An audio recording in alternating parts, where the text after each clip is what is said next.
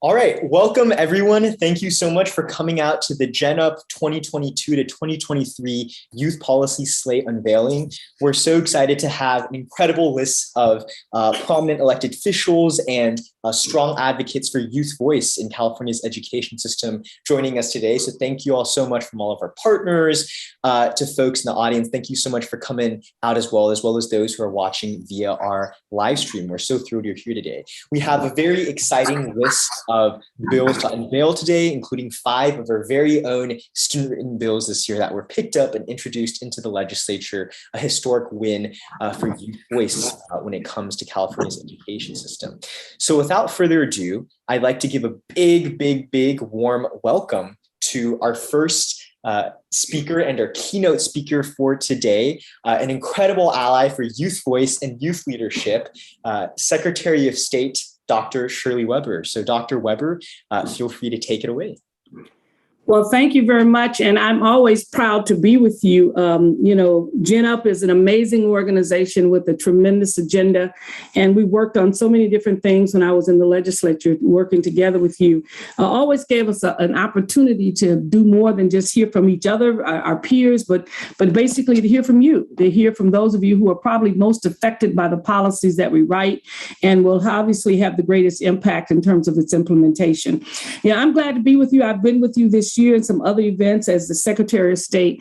And I want to thank you continually for making sure that the issues we raise are issues that are relevant to you. Some of you know we've talked a lot about legislation and we've talked a lot about voting and getting our young people engaged. And I just want to let you know that we have basically done our outreach with the young people and we're continuing to do it. We'll be opening up our whole program for high school students in April, where we're pre-enrolling students and registering them to vote starting at age 16 to 18. We'll also be inviting them and have several who've agreed to work on our polls because we know that when we get them engaged early, they make a partner for life. And so this is critically important. We also have our competition going on with our college students. And I was at Chico State 2 weeks ago because they won the registration and a bowl with regards to the recall election. And so they had the largest number of students registered and participating in the recall. About a year ago, we honored Fullerton, Cal State Fullerton, because they won for 2020. And we're in the process of kicking off our primary that's coming in June and in November. So we are excited about the fact that you have become a great partner with us, that young folks are taking the banner and moving forward, as people have talked about. Is this generation going to be active and engaged and involved? And obviously your response is a resounding yes, that you're not going to be only just a bystander and a watcher, but you're helping to write legislation. You're basically participating in all of our hearings. And I'm very, very grateful for what you're doing. GENup is amazing. And I think we all look to you for assistance and guidance in this very difficult time. We know this nation is under attack from whether we call it with people attacking our democracy, our voting rights, all those kinds of things that my parents' generation fought to give us. And we have taken advantage of it for over 50 years. It is now your generation, your time, your space, and your place to basically make sure that those things we fought for so hard and so long, that your parents and your grandparents fought for, that you're going to make sure that it's here for us and that there's not going to be a gap, there's not going to be a drop, that we're going to continue to move forward. So I know we only have 1 or 2 minutes each, and I want to thank you for having me on at the beginning, but let you know that you're the power base, that what is going to happen should not be something that you watch, that you see it go by and ask the question, what happened? No, you're the people who should make it happen. You're the ones who are going to be participating in it. And we see from all the world events today that this is going to be a challenge. But like you've admired King and you've admired so many others before you, it is your moment, it is your time, and it's your responsibility. So I'm looking forward to working with you and partnering with you. The Secretary of State's office is available to you. We have lots of internships that are paid in my office. So don't forget that. I tell you that consistently. Come and work for us. I've always had a cadre of young people in my office when I was in the Assembly, and I have a really powerful cadre with me now in the Secretary of State's office. So we want to make sure that our offices always have all the voices at the table and that you're not an afterthought, but you're actively engaged and involved in the decisions we make. So once again, thank you so very much for having me here. I look forward to continuing our relationship and our partnership as we make sure that all of California has a voice and that we're all at the table. As my friend used to say, if you're not at the table, you're on the menu. And we don't want to be on the menu. We want to be at the table. So once again, thank you so very much. Have a great meeting. Look forward to working with you always. You guys take care. Thank you so much, Secretary Weber. That was incredible. Always a thrill. We're so excited to work with you this year on pressing issues affecting student voice in California youth civic engagement. So thank you so much for coming. State Superintendent Tony Thurmond and Lieutenant Governor Lainey Koulikonakis unfortunately could not make it today as well, but they send their warm regards to the event. So once again, thank you so much, Secretary Weber, for that incredible keynote and amazing opening. Next up, we'd like to pass the floor off to Assemblymember McCarty. Assemblymember McCarty, feel free to take it away.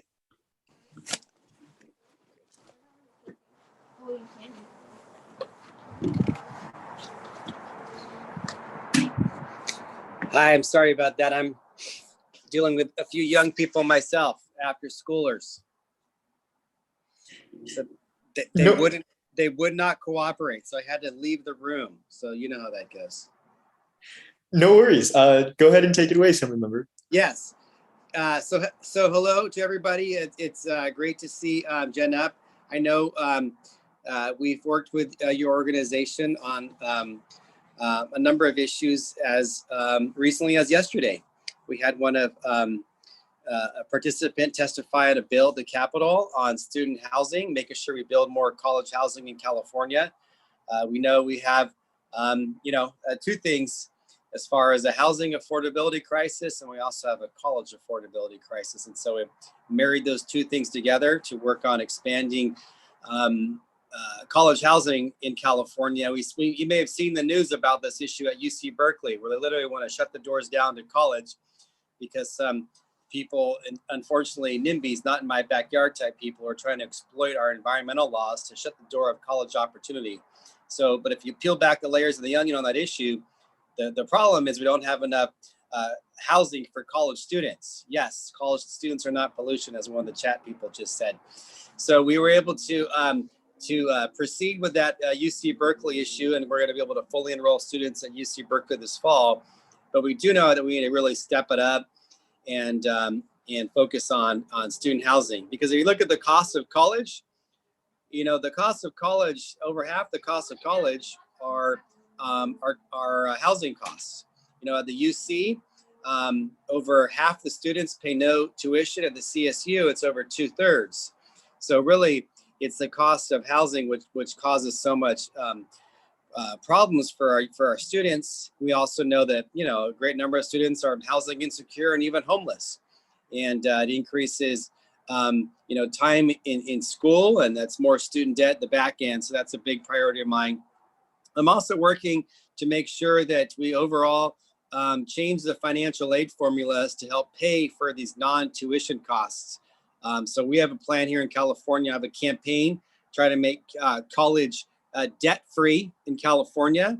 It'd be nice to have free college. I'm not sure if that's in the cards, but even more important, it'd be nice to make sure that we have students graduate debt-free. So that's one of my top priorities is higher education. We know that college is the ticket to the middle class as far as upward mobility. We also know that our economy dictates more and more individuals with a higher education to fulfill the jobs of today and tomorrow. So that's one of my top priorities, and I want to thank you and GENup for working on that. But most importantly, thank you for being leaders. As our Secretary of State said, we need people stepping up in democracy in our state. Whether you're going to be an elected official like me one day and take my job, hopefully you can one day, or you're just going to be a voter and talk to your family and your neighbors and other individuals about what's happening in our communities. We need engaged individuals. It's never been easier to vote in California. We've changed a lot of laws to make it easier to become registered to vote. I actually worked on a law a few years ago, which has it's now automatically voter registration. So when you get your driver's license, you're automatically registered to vote. My next bill I worked on has it so when you go to the DMV when you're under 18, you're automatically pre-registered to vote. So you're already set up to be a voter. So what does that mean? Almost everybody is already a voter, but we need to make sure we focus on participation, showing up to vote. So we need, GENup and other people talking about what's on the ballot, what candidates are running, what they stand for, what their values are all about. So, engagement is so key. So, I just wanted to come by today and say thank you for your leadership and for speaking up. I love this generation is engaged more so than ever before. And, I hope to see you all at our state capitol in the near future. Thank you. Have a great day. Thank you so much, Assemblymember Riccardi. And on behalf of our team, we are so excited to work with you this year in making a tangible impact for our state's 6.3 million public school students and close to 3 million public university students. Next up, before we head into our first coalition of the day to unveil for mental health, we'll be playing a very short and special video message from Rana, our state student board member, who is the sole student board member on the California State Board of Education.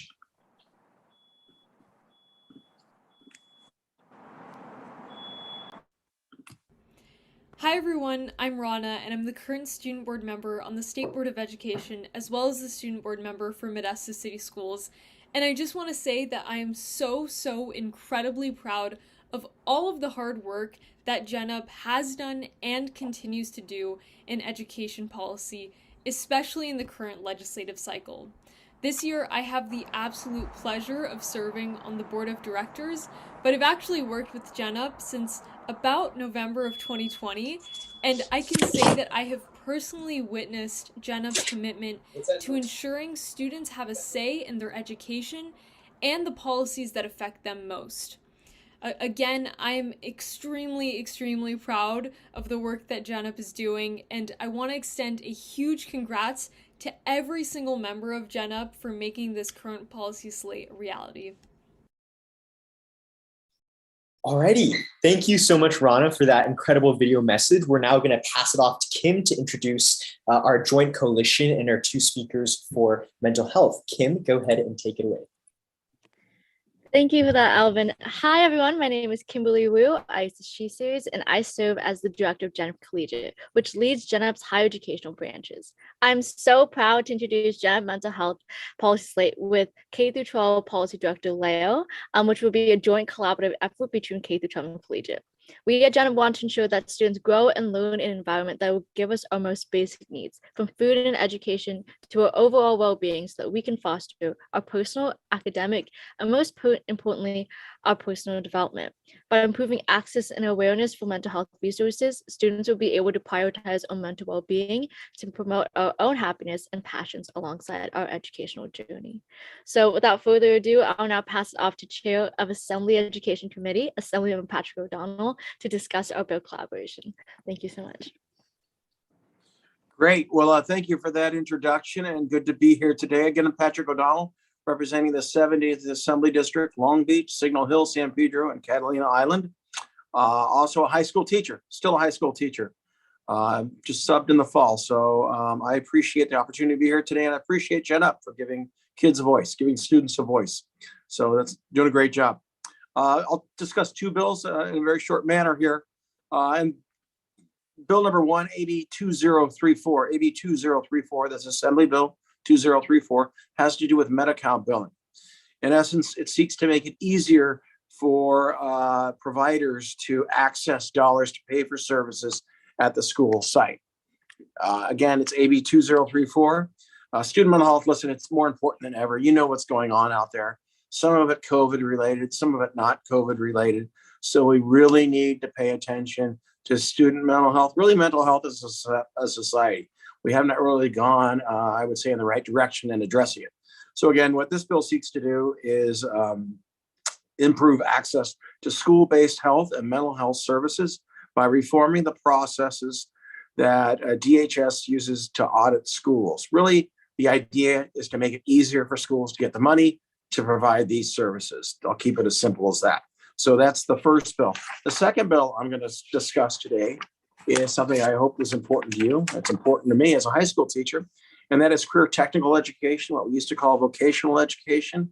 CT helps prepare students for good paying jobs, but it also helps our economy because many jobs go wanting that, yes, require training, but people don't find a path to. So the idea behind this is to get kids a better path along the CT route.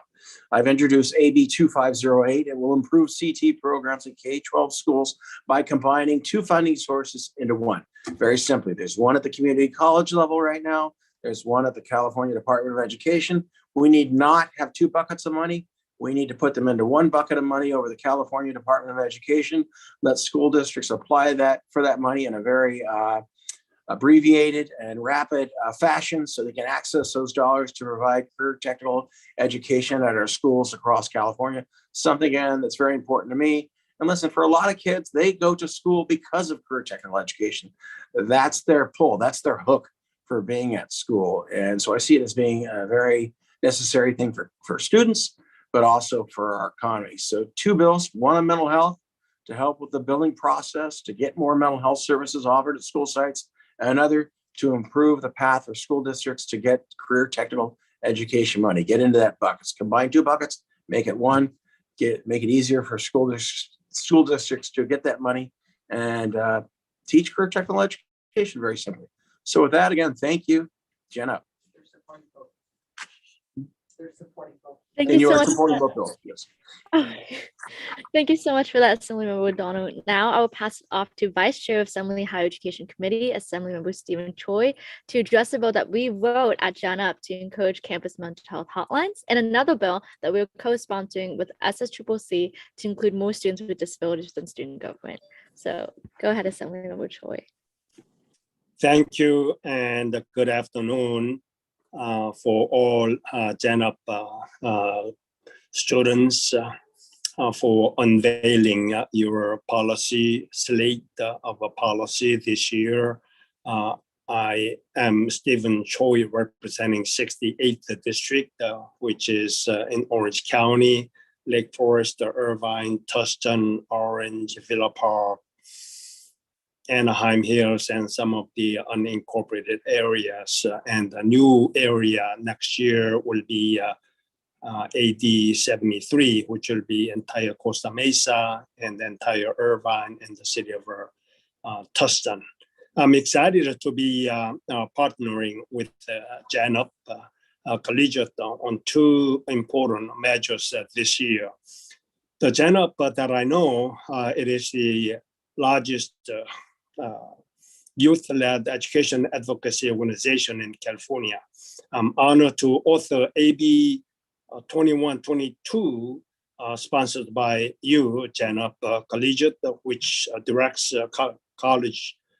California community colleges, CSUs, and request uses to provide their campus mental health hotline, and then also provide that information hotline number on the back of the student IDs.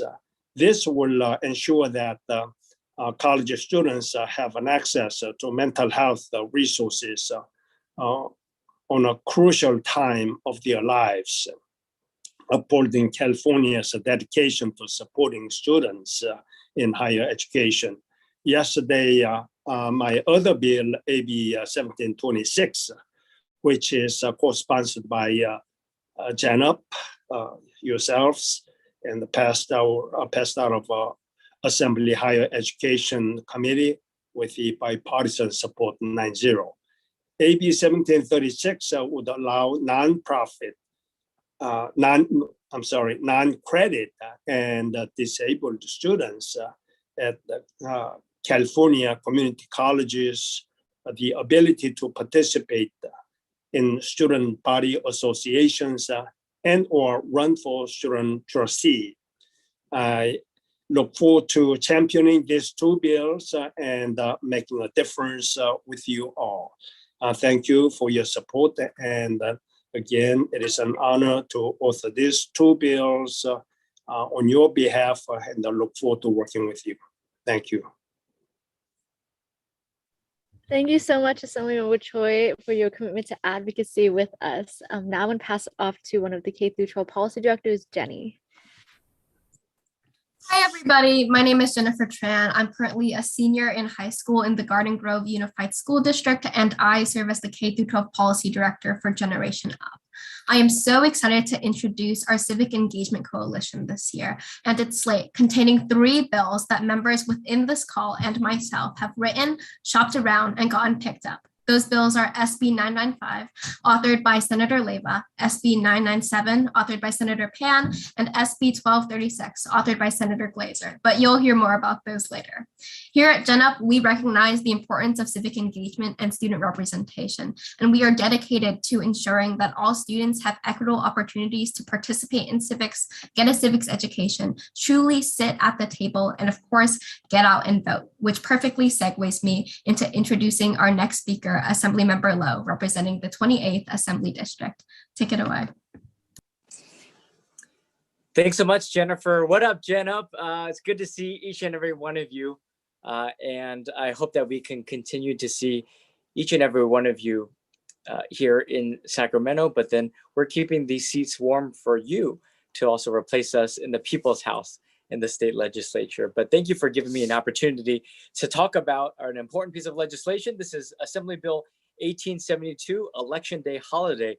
Did you know that 20 other states, this is already law, that Election Day as a holiday in 20 states, this is already law of the land, but unfortunately in California, not quite so. And of course, we want to remove as many barriers as possible towards participating in our electoral process. That's why we've had prepaid postage on our absentee ballots, same-day voter registration, automated voter registration at the DMV at 16 years old. So this is in the spirit of helping to ensure that we can increase as much participation as possible by removing barriers to voting.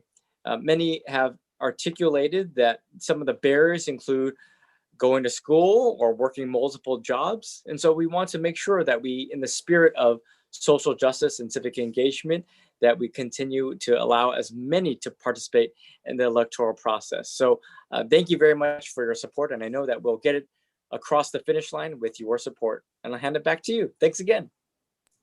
Thank you so much, Assemblymember Lowe. Next up, I'm happy to introduce the president of the California Student Board Member Association and my good friend, Zachary Patterson. Zachary? Thank you, Jenny. Really appreciate that. Good afternoon, everyone. I'm honored to be here and be a partner with GENup in the work that we at CSBMA work towards. We're the California Student Board Member Association. We represent over 60 different student members across the state and our collective interests at the state level, and then working to strengthen our local governance.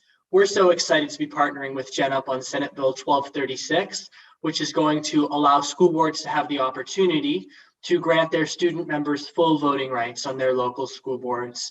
This incredible work is going to allow student members to finally have the actual and real say on a board of education that really returns education back to those it's serving, students. We in GENup and we in CSBMA really believe in the idea that when an education system is for students, students should play a role in helping lead that. And I'm incredibly proud to be a part of 2 different organizations that live that message every single day. When we look at Senate Bill 1236 and our future in being able to ensure that every student has a voice, it means that we're looking at equity. It means that we're ensuring that every student has what they need and when they need it to be successful. And I know that through the work of GENup, through this entire policy slate, and through CSBMA's partnership with GENup, we have no doubt in our mind that we can transform this education system to being one that really represents what we want. And that's the vision of students. That's our ability to make a difference. I want to thank GENup, and I am so excited to be a part of Senate Bill 1236 and to work together to champion student voice. Thank you. Thank you so much, Zachary. Next up, I'm delighted to introduce the president of an organization we work very closely with, Children Now, Ted Lampert. Ted, take it away. Well, thank you so much. And I cannot emphasize enough what a fan I am of GENup.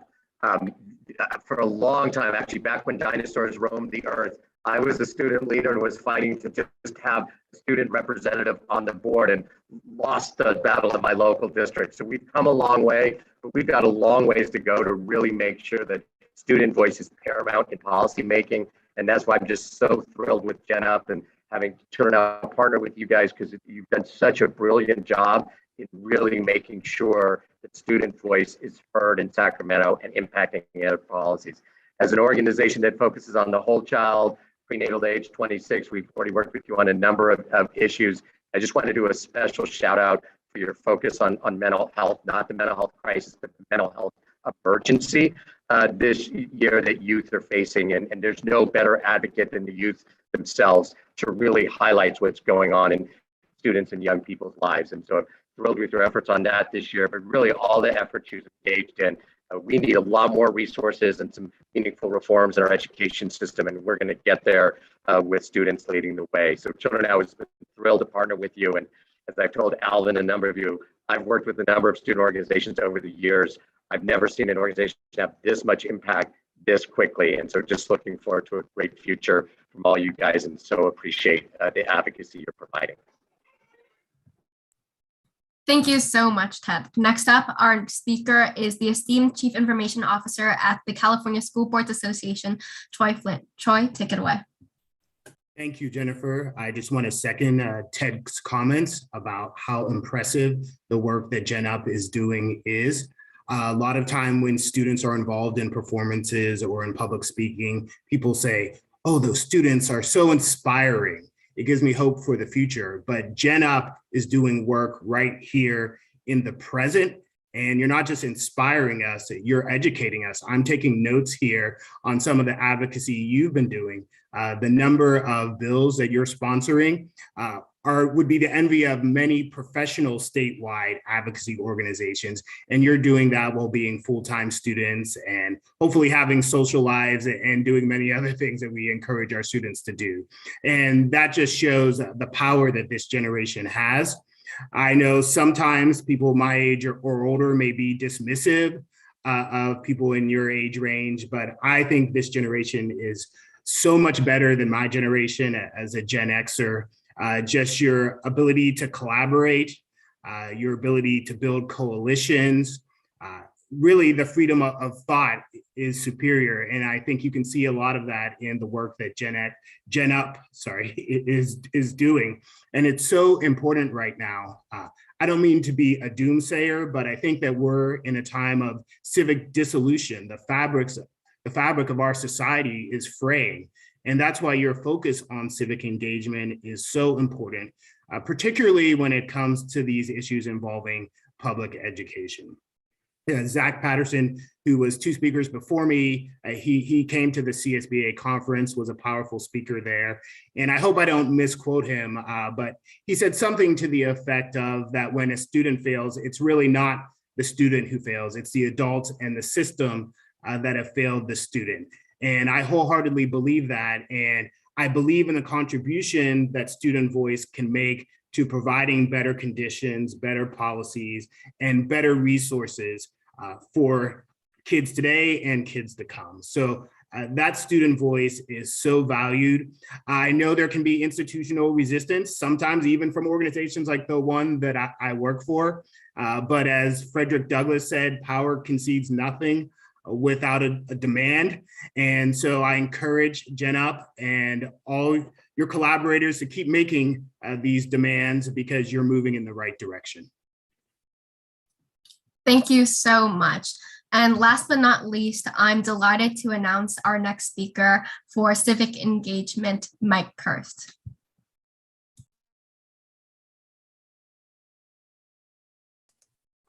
Yes, good evening, everybody. I'm really supporting and going to appear before the Senate on the Gen Ed bill that is going to allow members to be students on the local control accountability plan that each district has to do, which is a crucial part of their budget. Students need to be involved in the money, in the budget. You can pass bills, pass resolutions, but if they're not funded, you're not going to get anywhere much in that follow through. So budget is policy, and you can oversee through the budget and through the LCAP the various bills you've sponsored and whether they're being funded. Even bigger, you can see the priorities in the budget for the district. They must follow through with that in terms of funding them. The Local Control Accountability Plan started in 2014. It's big, but do not be intimidated by the size of it. Ask your districts to break down the crucial spending for students. Look at the summary documents and look from the changes in the budget from last year. And lastly, I think you should follow through once you're on the LCAP and this bill passes, that you would follow through at the school board meeting and argue for your fiscal priorities. So this is a chance for GENup to get close to the money. And I think it's a different dimension than you've had before. Thank you so much, Dr. Kurst. I'm going to pass it back to Alvin. Thank you so much. We're now going to move on to our next slate and our next coalition, which will be accessibility, specifically resources, disability rights, and health, which includes two COVID-19 related bills we're sponsoring this year, one with Senator Pan, one with Senator Wiener. One would require all California students to be vaccinated against the COVID-19 virus. The other would allow 12-year-olds and up to self-consent to take the COVID vaccine without their parental consent. And so on this topic, we're now going to pass it off to Assemblymember Gabriel. Assemblymember Gabriel, feel free to take it away.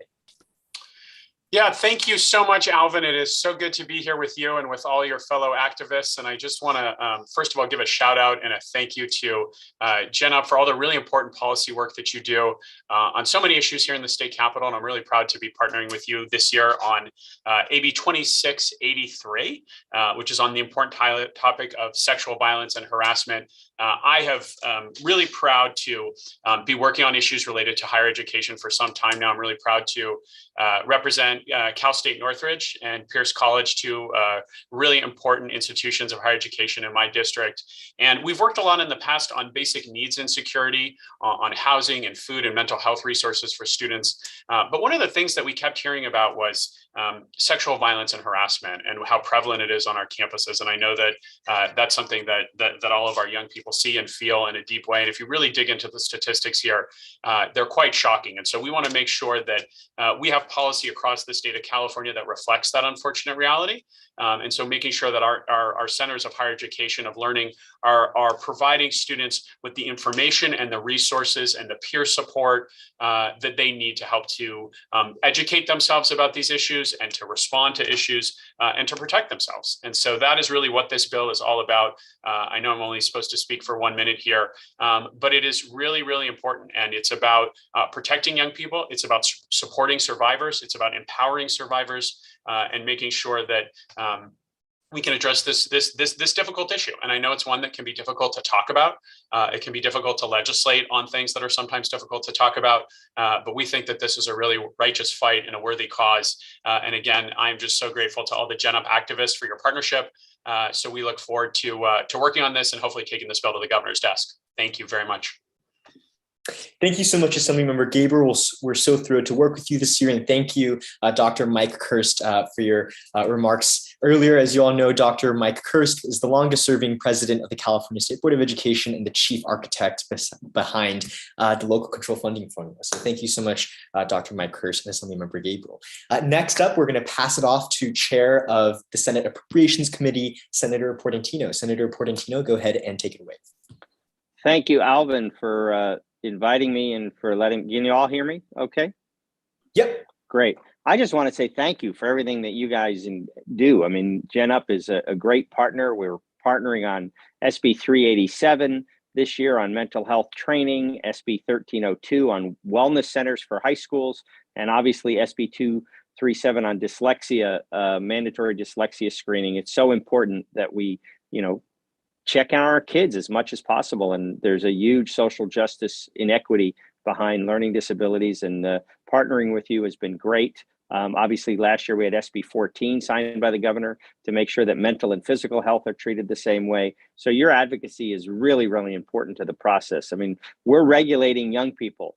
You guys should have a seat at the table and should be sharing your perspective as much as possible in that conversation because you are true partners in that. I do want to highlight SB 906 for you real quick, which would require when parents register their kids for school, that they disclose whether the child has access to a gun in the household. I think that's important because the second part of the bill is important because if we saw in Michigan that when a school received a credible threat of a shooting, they didn't do anything, and then that kid went to school and shot up the school. The bill would mandate that if your school receives notice of a credible threat, that you must investigate that credible threat. And then the third part is I wrote California's safe storage laws. The third part is to make sure that schools educate parents about the safe storage of weapons in the household. So the bill does three things. We'd love to get you guys engaged on 906, but I also want to say thank you for 387, 1302, and 237. You're a great partner. As I've said for my entire career, I legislate as a dad. And so that's the lens I use. And so you all let me be a dad. And I appreciate the partnership with all of you. And thank you. Thank you so much, Senator Portantino, for those incredible remarks. And on behalf of our students, we're so thrilled to work with you this year on these critical pieces of legislation. Next up, we're going to pass it off to Senator Dave Cortese. Senator Cortese, feel free to take it away. Yes, thank you so much. Good to hear from my colleagues and all the good work that they're doing. And thank you so much for everything that you're doing. You know, your warm invitation to be on this call today is well received by me and my staff. And I'm inspired by all of you leaders, especially those present here today. And it makes us feel like our future is in good hands. You know, I'm on the Senate Education Committee, and we've been passing policies, including some of the ones you just heard about, to elevate the youth voice. One of those, SB 908, which was Senator Pan's bill, established a state student board member advisory commission to advise the state on education policy. And that just was recently passed out of committee. And I think it's a tremendous bill. Having been a school board member years ago myself, we did that at the local level. But to do this at the state level is so much more meaningful.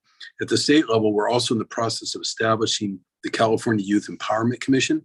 And I was proud last year to champion a historic $35 million guaranteed income pilot program to serve transition age foster youth that are exiting out of the system.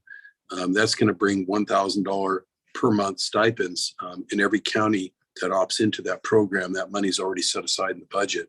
And that program essentially took effect January 1. This year, another one of my bills, SB 1341, will focus on bringing guaranteed income to young adults beyond foster. Young adults, about 15,000 in the state of California, are identified right now as 12th graders who are homeless, by definition homeless. And this guaranteed income program that we're rolling out this year with SB 1341 would make available to every one of those 15,000 students who are graduating 12th grade, hopefully on their way to college or apprenticeship programs or vocational programs, a similar stipend per month, $1,000 per month, to help ensure that they break the cycle of homelessness, but also have enough solid footing financially to actually make the next step with their educational goals. I've seen firsthand how elevating the youth voice can have an exponential influence on public policy and push bold action on everything from climate to gun violence and you name it. So we're not here to take your role. We should be here. I should be here to, in a sense, give you the resources that you need and then get out of the way and let you lead. So we want you to do that. I want you to do that. And my office is always available to support you in any of those worthwhile endeavors. So thanks again for today. And please don't be strangers. We want to hear from you all year round.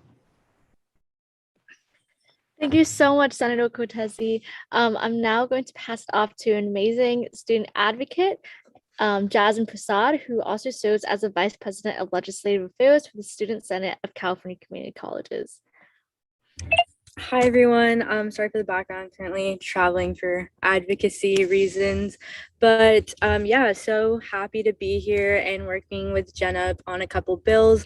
One of them being 1736, which helps disabled and non-credit students so they can participate in their student body association or run for student trustees. So we're currently amending the education code that just passed out of Assembly Higher Education. So we're really excited for that. And then also we're working closely with GENup for mental health and making sure that that's on the back of student ID cards for UC, CSU, and community colleges. So SSCCC has been strong advocates in the past for mental health resources. I know we advocated for an increase in the budget and we got about 30 million on that. So super excited. And then just for underrepresented students, we consistently make sure that their voices are heard and they're having the resources they need, such as foster youth, currently informally incarcerated students. We tried pushing for student trustee enfranchisement, but that will continue on after elections happen. So just excited to work with GENup and really push for what students need, because our voices are really important within the Capitol, and I think sometimes that goes unnoticed. But as Cortezi just mentioned, they really do want the students' voices first, and our opinions matter. And a lot of the times, consultants or staffers actually come to organizations like GENup and myself to get the student perspective.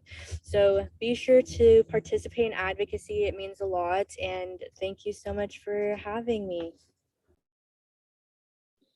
Thank you so much, Jasmine. We're so excited to work with the Student Senate for California Community Colleges this year on critical legislation affecting our 2.1 million students in the nation's largest community college system. Next up, we're excited to have Assemblywoman Laura Friedman give some remarks. So Assemblywoman Friedman, take it away. Well, hi, everyone. Thank you so much for having me to speak with you today. I am so excited to be here with all of you. I'm excited to see so many young and passionate advocates, because you are the future. And I want to thank you for all of your critical advocacy. The legislature truly benefits from GENup's progressive involvement and your promotion of educational equity. Student-led activism has a special way of not only impacting policy, but also shaping policy. So what you say really does matter, and what you think really does matter.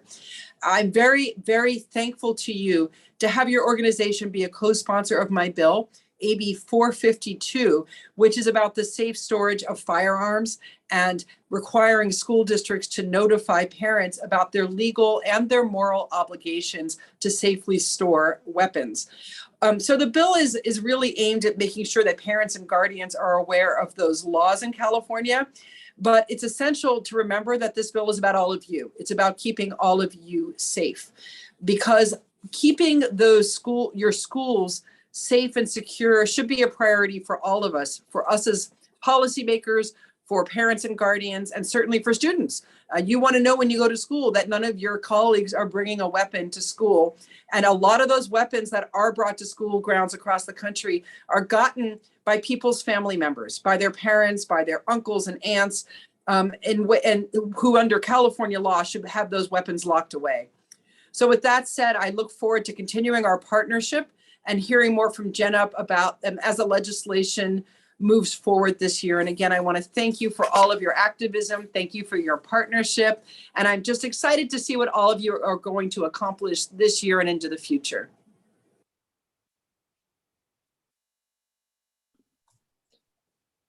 Awesome. Thank you so much, Assemblywoman Friedman. We're so thrilled to work with you this year on AB 456. Next up, Senator Pan could not join us here today, but he sends his warm regards, and he recorded a short video for us that we will be playing right now. Senator Pan is the chair of the Senate Health Committee, and we're working with him on a couple of critical bills. One is the COVID vaccine mandate for all California high school students. The other is the very own bill that GENup wrote that Senator Pan authored, SB 997, which would add students onto the LCAT process, in which Dr. Mike Hurst will be testifying on. So without further ado, Senator Pan. First, I want to thank Generation Up and your leaders, Alvin, Katie, and Sanvi, as well as Ali and Ben, and all your activists for standing up for equitable public health and education policies. Your leadership and partnership make a big difference. Legislators want to hear from you. My name is Dr. Richard Pan, and I'm a pediatrician and state senator representing the greater Sacramento region. Last year, you helped pass SB 742, and this year I'm excited to partner with GENup on not one, but 3 key pieces of legislation.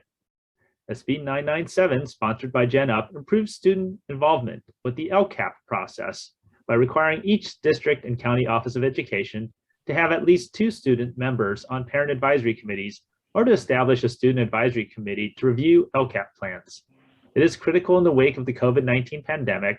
The most pressing educational challenges such as learning loss, chronic absenteeism, mental health crises, and more are addressed with direct input from students. We all know that the last 2 years have taken an incredible toll on students. And that's why I'm grateful to have GENup's support on 2 key pieces of public health legislation. I also authored SB 871, the Legislative Vaccine Work Group bill to keep schools open and safe act. SB 871 requires students who attend in-person school to be vaccinated against COVID-19. All students, including those with unique health concerns, have a right to quality in-person education, and we need to keep schools open and safe. Second, I introduced SB 1479, a bill that is by students, for students, to ensure their right to quality in-person education. SB 1479 requires schools to work with the California Department of Public Health to develop COVID-19 testing plans, and ensure schools have the resources to implement testing plans. Increasing vaccination rates coupled with robust testing and other safety protocols will ensure schools are safe and open for all students across California. I want to thank the leaders and activists from GENup. Thank you for drafting written materials, speaking at press conferences and hearings, and organizing your peers and speaking out for good public policy. GENup is at the forefront of student-led activism and is working tirelessly to achieve much needed change. It is because of student leaders such as yourselves that I have hope that we can generate positive and powerful change for generations of students to come. Thank you. All right, thank you so much, Senator Pan. And that concludes our Health and Accessibility Coalition slate. I'm now going to pass it off to George to introduce our next slate for today. Thanks so much, Alvin. Hey, everyone. My name is George Ashford. I'm a director of collegiate policy with GENup, and super excited to be kicking off our segment on financial aid and professor pay.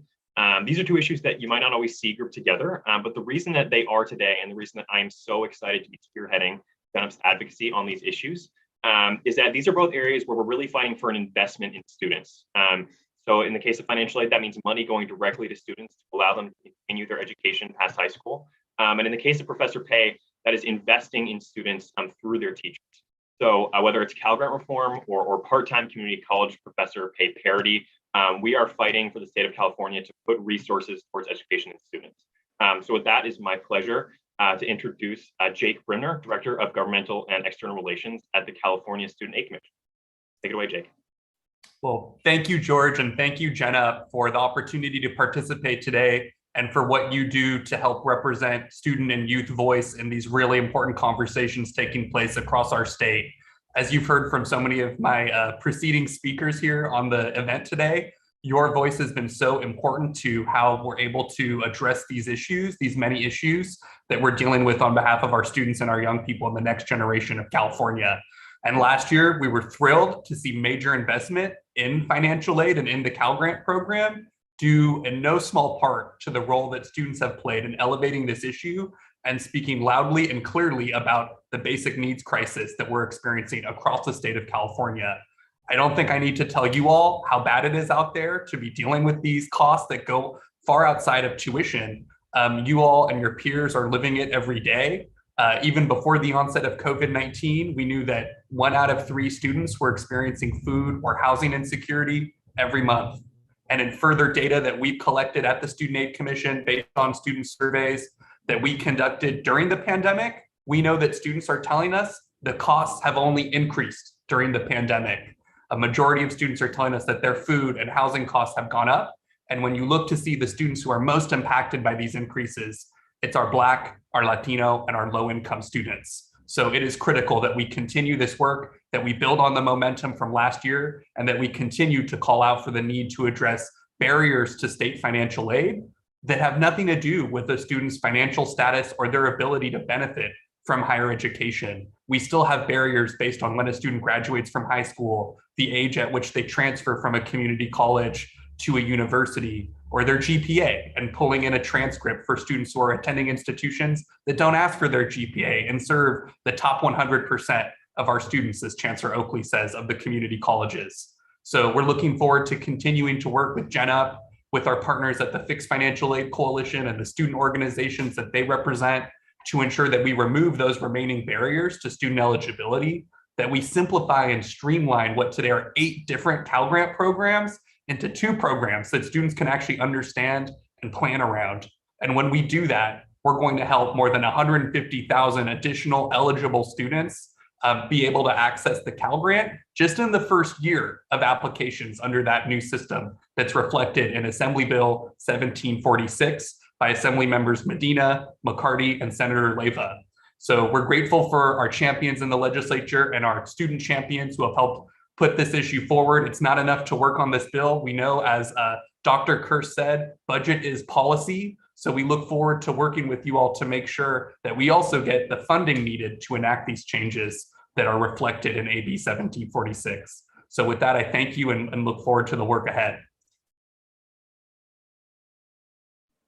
Thanks so much, Jake. Yeah, it's been really great to work with the California Student Aid Commission on AB 7046 and Cal Grant reform. And next up, we have Assembly Member and Chairman of the Governmental Operations Committee, Miguel Santiago. Hey, how are you, folks? Big round of applause. I wish I could fist bump and hug everybody who's on here. I want to thank you very much for having me on today and for your support of AB 1752 that would bring parity to part-time faculty. And some of you know I served on a community college before, and it's absolutely incredible that we pay our part-timers the same amount, we give them the same benefits, as well as the same office hours, because what that translates to is equal services to students.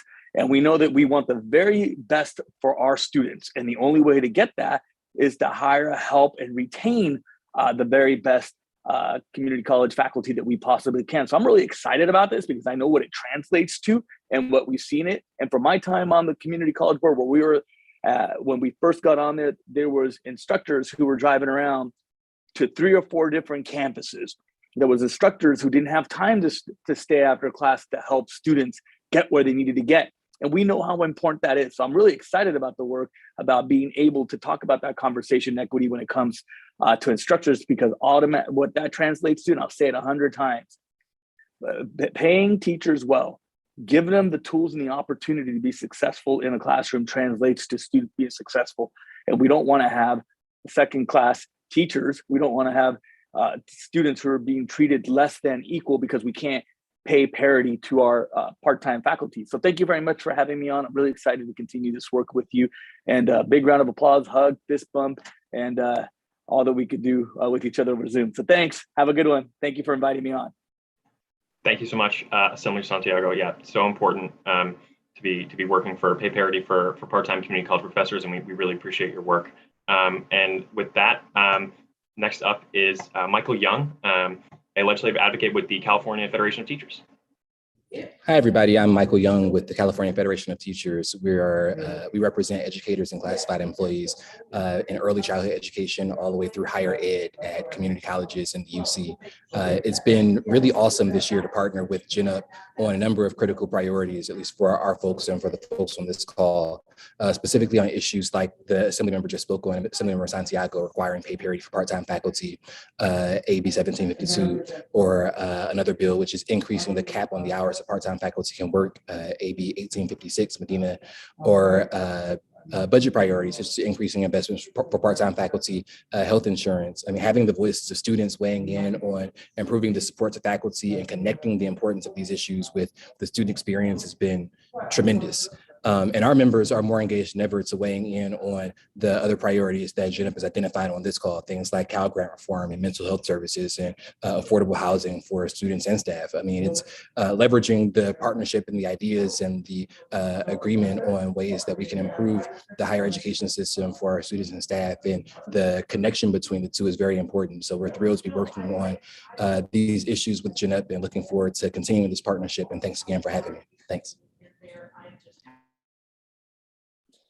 Thank you so much, Michael, and thank you so much, George. That concludes our Professor Pei slate. Now to draw on to the near conclusion, as a reminder, I'd like to emphasize that in the Zoom chat, Kim has been sharing out the PDF attachment that has a comprehensive list of all of the bills on our K-12 and collegiate policy slate. It's a very comprehensive list, so obviously we couldn't present it all verbally today, but feel free to refer to that PDF. We will also be emailing it out to all the signups who are either watching here or watching via our virtual live stream. So just an FYI for that on everyone. For the final three elected speakers today, we're going to be starting off with Senator Connie Leyva, who is the chair of the Senate Education Committee, and she is the author of our student-written SB 955, which classify civic engagement as a valid excused absence, inspired by Senator Portantino's SB 14 mental health excused absence bill that we worked on last year. So without further ado, Senator Leyva. Hi, I'm Senator Connie Leyva. Though I'm unfortunately not able to join you today at the GENup Policy Slate Unveiling, I would like to thank you for the opportunity to say a few brief words. As the author of SB 955, the Student Civic Engagement Act of 2022, I'm so proud to be working with GENup, the California Student Board Member Association, and others to help get more students involved in government and their community by prioritizing student opportunities for civic learning and engagement, both within and outside the classroom. The premise of 955 is straightforward. It will simply require that all school boards in California allow 1 day length excused absence per year of school for middle and high school students to participate in a civic event, such as a town hall, public commenting, civic forums, or even working the polls. As the chair of Senate Education Committee, I firmly believe that it is so important that we continue to uplift and empower our young people, as they are truly the future of California and our nation. I look forward to continue working alongside to advance efforts for youth, leadership, and civic engagement. I appreciate GENup's important and lasting student-led work that is truly making an impact in Senate District 20 and across our great state. Thank you for having me today. Alrighty, and next up we have Assemblymember Jose Medina, who is the chair of the Assembly Higher Education Committee. We're so thrilled to be working with him, and we're so proud to have worked with him last year on pushing through AB 101, the Historic Ethnic Studies High School Graduation Requirement Bill. And we're so excited to be working with him on a whole slate of not only collegiate and higher ed bills this year, but as well as AB 225, which would add ethnic studies as part of the Commission on Teacher Credentialing Program to really ensure that we have properly trained and credentialed educators teaching ethnic studies to our 6.3 million public high school students. So without further ado, let's hear it from Assemblymember Medina. Hello, everyone. I'm Assemblymember Medina of the 61st Assembly District and Chair of the Assembly Higher Education Committee. It is an honor to speak as GENup introduces its policy priorities. So sorry, some technical difficulties. I thought the screen was shared. Here we go. We'll retry that again. Hello, everyone. I'm Assemblymember Medina of the 61st Assembly District and Chair of the Assembly Higher Education Committee. It is an honor to speak as GENup introduces its policy priorities for this year.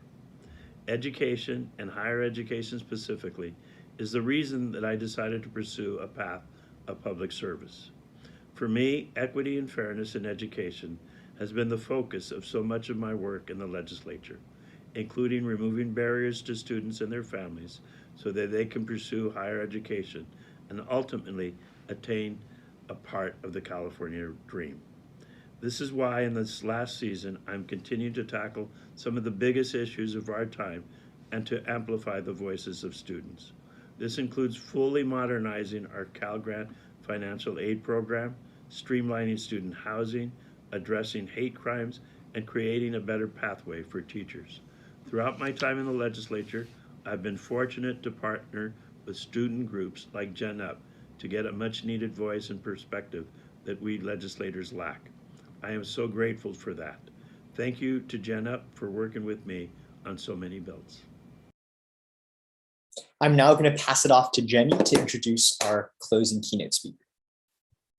Thank you so much, Alvin. I am delighted to introduce Delane Easton, the first and only woman to ever be elected as state superintendent. Delane? Thank you very much, each and every one of you, for your participation today. I was very uplifted by the wonderful presentations by our speakers, as well as by the presence of the GENup team. I like to remind people that the ancient Greeks invented the word democracy. It came from two Greek words, demos and kratos, meant government by the people. But did you know the Greeks also invented the word idiot? It meant one who does not participate in politics. So thank you all for being the opposite of idiots, for being engaged and involved, and for helping California to make better decisions, yes, around mental health and education and student participation, and also encouraging people to get out there and actually not be idiots, make the contacts and the connections and raise their voices on behalf of the future of this state and our country. There are so many people who I could shout out that are doing amazing work. But some of you may have seen the Fresno Bee and the Sacramento Bee did a profile of a young woman named Daisy Gonzalez. Daisy is a vice chancellor of the California Community College system-wide. She's the first Latina, only the second woman, but she went into foster care at the age of 2. And if you ask Daisy, she will tell you what changed her life was education. We have to do a much better job of speaking up for and standing with our students, especially those who are at the margins, who have families that have unhinged people who are, yes, mentally ill, and yes, alcoholic, and yes, drug addicted, and yes, just at the end of the rope because they've not been given an equal opportunity for a great education. This state needs to do a lot more for education. I'm so proud of the members who spoke today who are stepping up on behalf of education. But we need to get California to put its shoulder to the wheel on behalf of the next generation and the one after that, because that's what's going to decide what our role in this country and in this world is. And it's going to decide what happens for America. I'm so proud of each and every one of you. I mean that. I know you're taking time out of busy days and getting a lot of opportunities for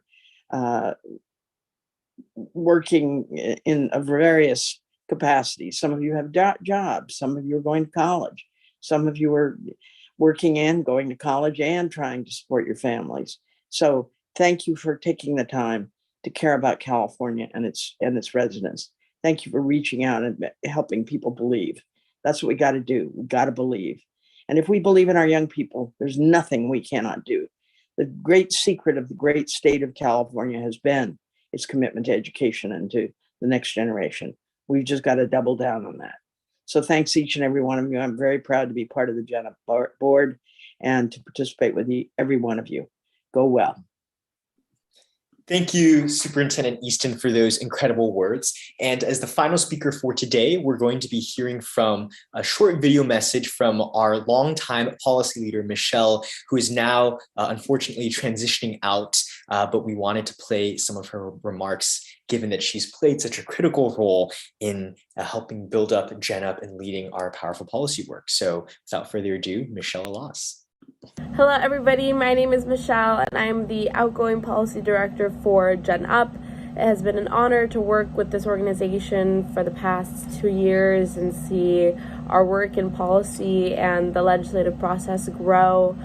We came up with these coalition names and ideas based off of what our GENup student leaders wanted to prioritize across the state. So we gathered all these opinions, we held forums and we held surveys and we asked people what they wanted to focus on.